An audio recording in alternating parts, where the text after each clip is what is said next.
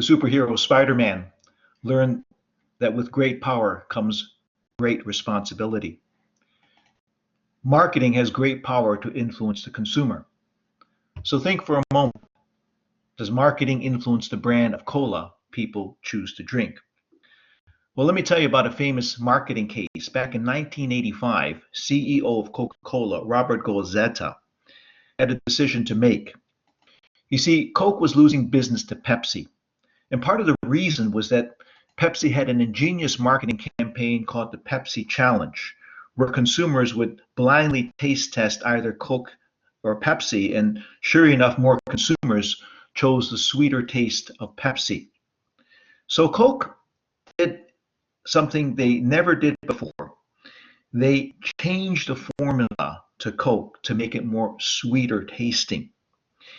And some people called it ultimately the marketing blunder of the century. Because what Coke didn't realize was that consumers had an emotional attachment to Coke. And people got angry. People would say, how dare you, change the formula to the Coke that I grew up with? How dare you change Coke, the Coke that I had on my first date? Coke tried to market their new Coke by saying the best just got better, but it didn't work.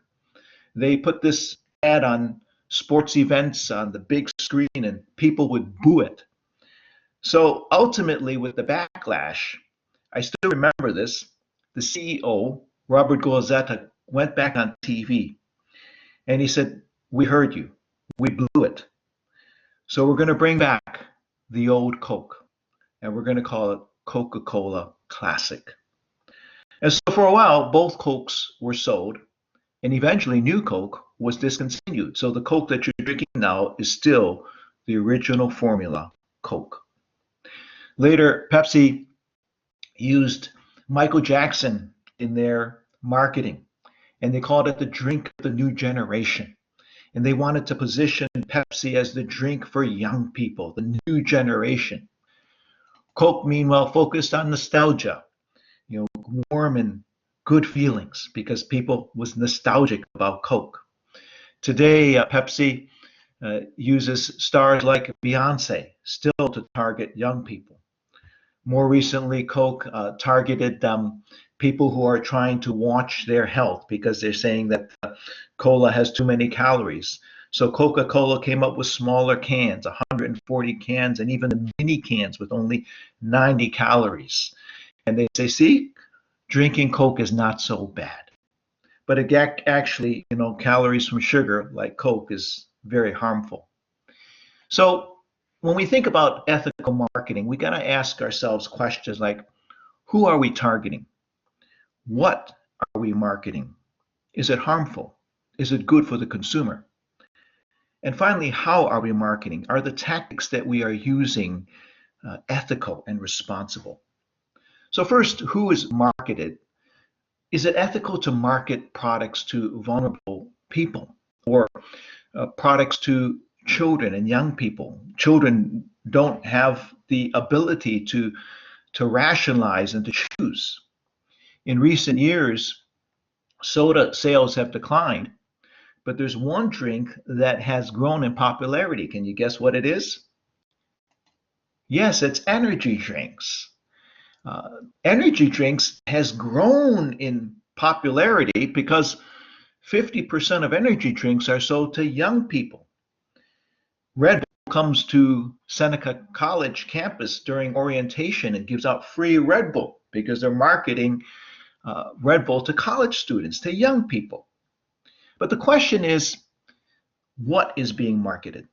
Is the product harmful to the target group? And there's been controversy over energy drinks.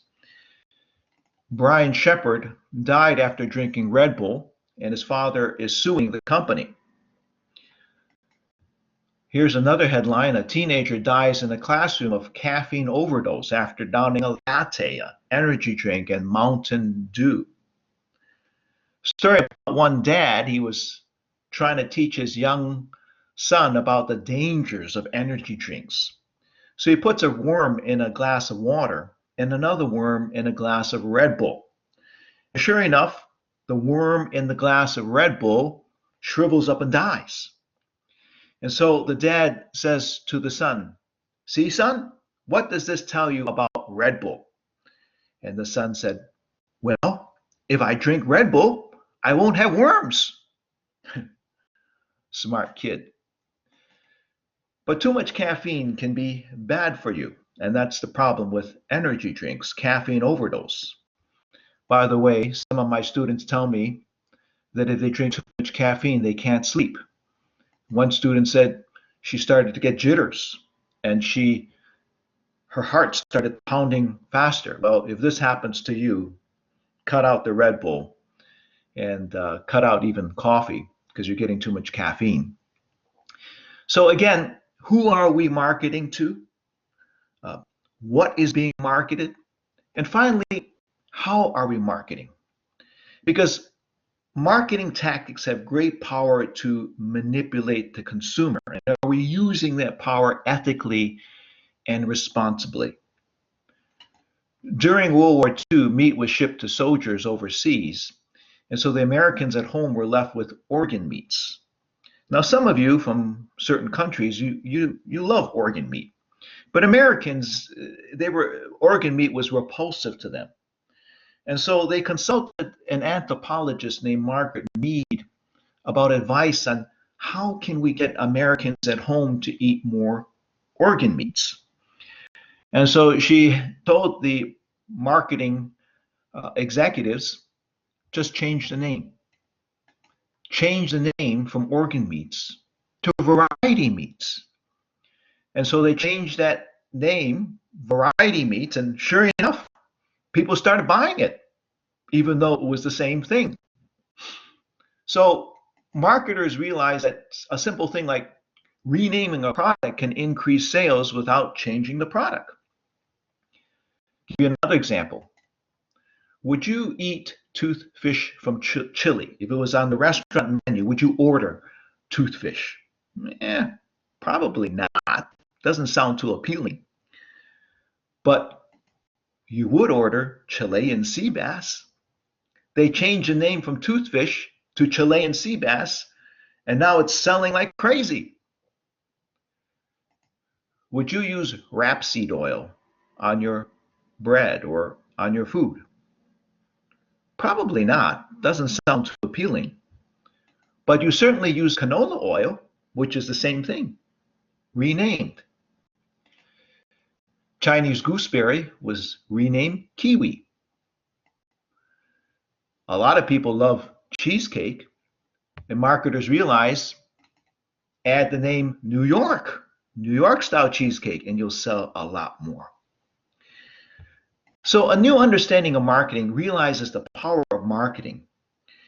And it realizes that marketing responsibly does more than just sell products. It's important to use the power of marketing to build a foundation of trust and consideration between the firm and the consumer. So we go back to my old friend superhero, Spider-Man. With great power comes responsibility. And responsible marketing uses its great power to create a brand that consumers trust.